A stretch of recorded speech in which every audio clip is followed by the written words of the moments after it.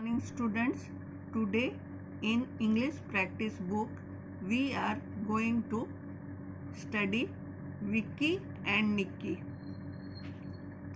Vicky and Nicky chapter we studied in my English reader book also. These words which has come in page 31 of English practice book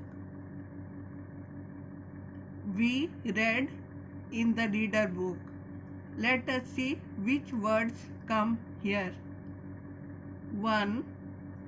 See each picture and select a word from the help box that names the picture. This is a chick. This is a chick. This is the picture of a chick. Is chick written in the help box? Sack, rack, lick, chick. Chick is written in the help box. So here it will be written chick. Next, stick, duck, frock, lock, rock, clock, neck, kick. We will write chick here.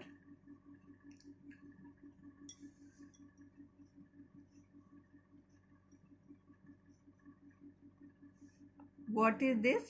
This is a sack. What is this? This is a sack. Sack means bori. Is sack written here? Yes, sack is written in the first. So we will write here sack. S-A-C-K, sack. What is this here? This is a clock. This is a clock. Is clock written in the help box? Let us find.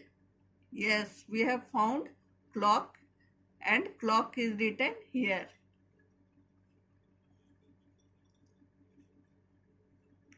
In this way, we have written chick,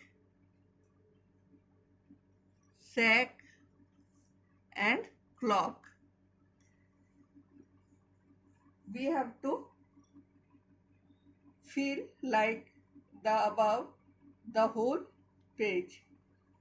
बच्चों, जैसे हम लोग select करके ये 3 चिक, sac और clock भरे, उसी तरह आपको हेल्प बॉक्स में से वर्ड सेलेक्ट करके ये भरना है.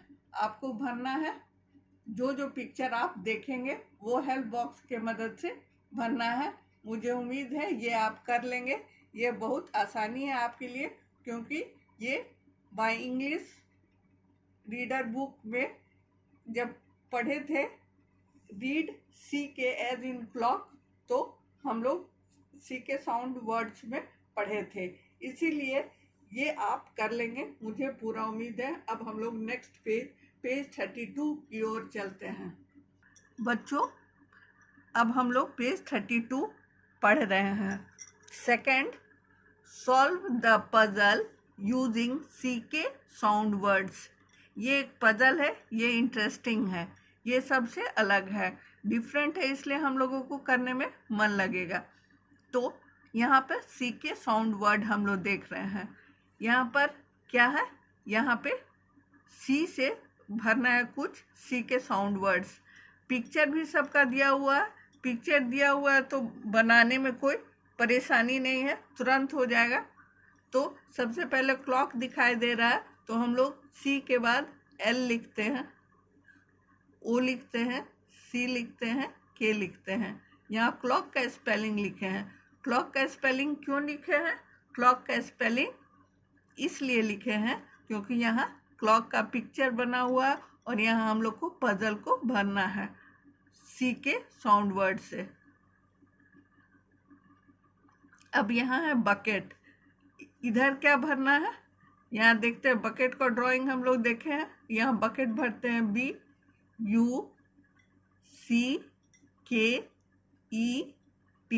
बकेट. इसमें इम्पोर्टेंट यह है कि हम लोग को स्पेलिंग याद रहना चाहिए. हम लोग का इंग्लिश वोकेबलरी इतना अधिक होना चाहिए कि हम लोग को बकेट, क्लॉक और जो पिक्चर दिखाई दे रहा है ये सबको पहचानने आना चाहिए और इसका स्पेलिंग भी आना चाहिए, तभी हम भर पाएंगे। यहाँ पॉकेट है, POCKET, पॉकेट, POCKET, पॉकेट। तो आप लोग को ये समझ में आ गया। अब हम लोग सॉक्स भरते हैं। सॉक्स कहाँ है? SOCKS, socks, SOCKS, socks. यहाँ सॉक्स हुआ। हम लोग हमेशा सॉक्स दो रहते हैं और इसको सॉक्स कहते हैं, लास्ट में भी S होता है। और उसके बाद क्या देखते हैं? ये स्टिक है। ये क्या है? स्टिक। इसको छड़ी कहते हैं हिंदी में, STICK, स्टिक। यहाँ हम लोग स्टिक पढ़ लिए। अब यहाँ क्या चीज़ का फोटो है? पिक्चर क्या चीज़ का है? जैकेट का। तो JACKET, जैकेट। ये भी पढ़ लिए बच्चों। तो आप लोग को समझ में आ गया। पेज 32 हो गया। अब हम लोग पेज 33 में आ रहे हैं।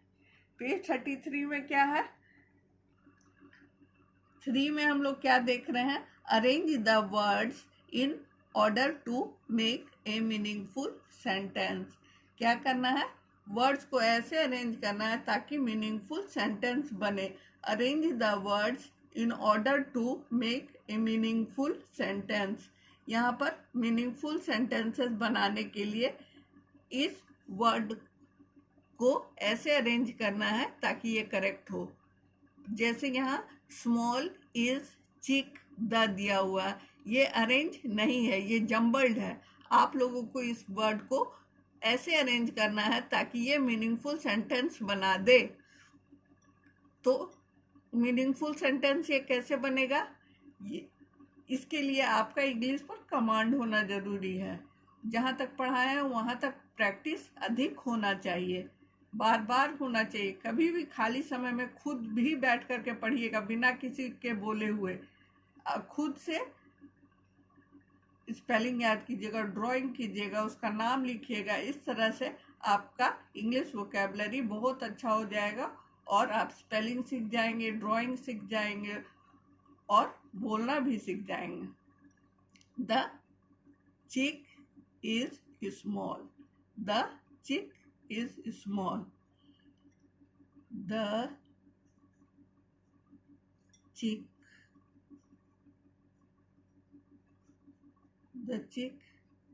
is small, the chick is small, the chick is small।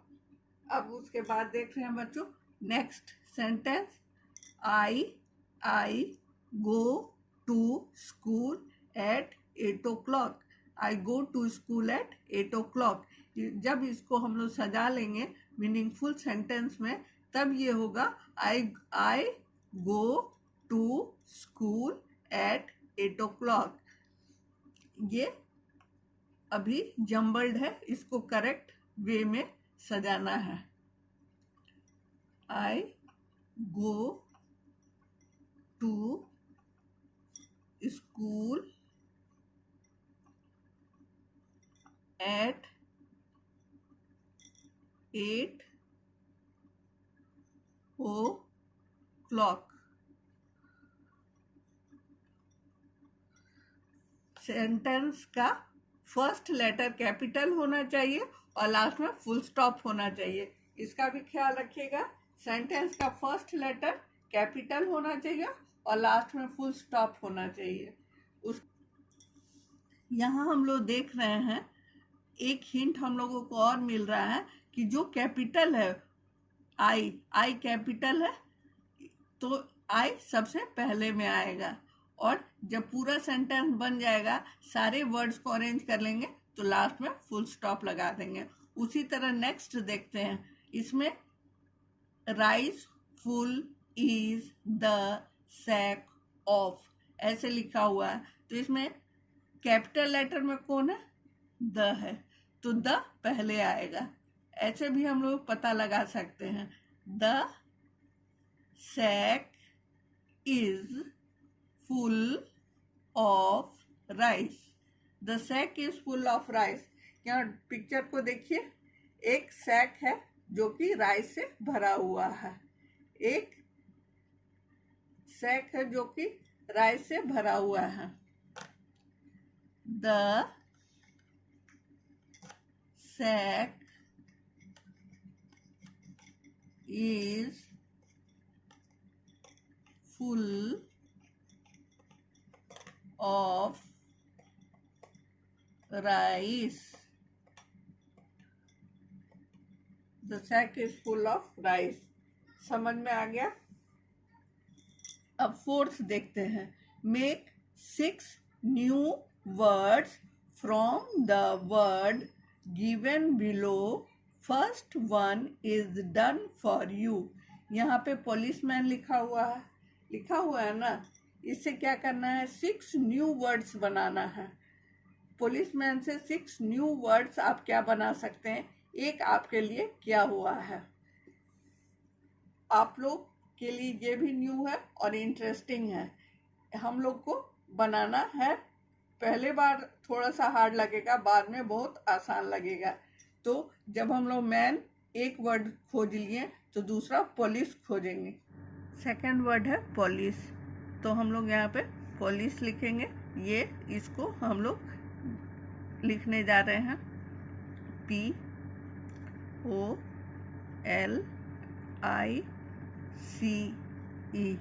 Police. ये हो गया मैन पुलिस। अब थर्ड में क्या लिखेंगे? थर्ड में आइस एक वर्ड बन जाता है। आइस मीन्स बर्फ, तो यहाँ पर ICE आइस लिख देते हैं। आइस मीन्स बर्फ होता है। और फोर्थ में क्या होता है? फोर्थ में लाइस मीन्स जू, LICE लाइस मीन्स जू होता है। बाल में जो रहता है जू, उसे LICE लाइस कहते हैं। और उसके बाद यहाँ नेक्स्ट में क्या होता है? नेक्स्ट में आइस मैन बन जाता है।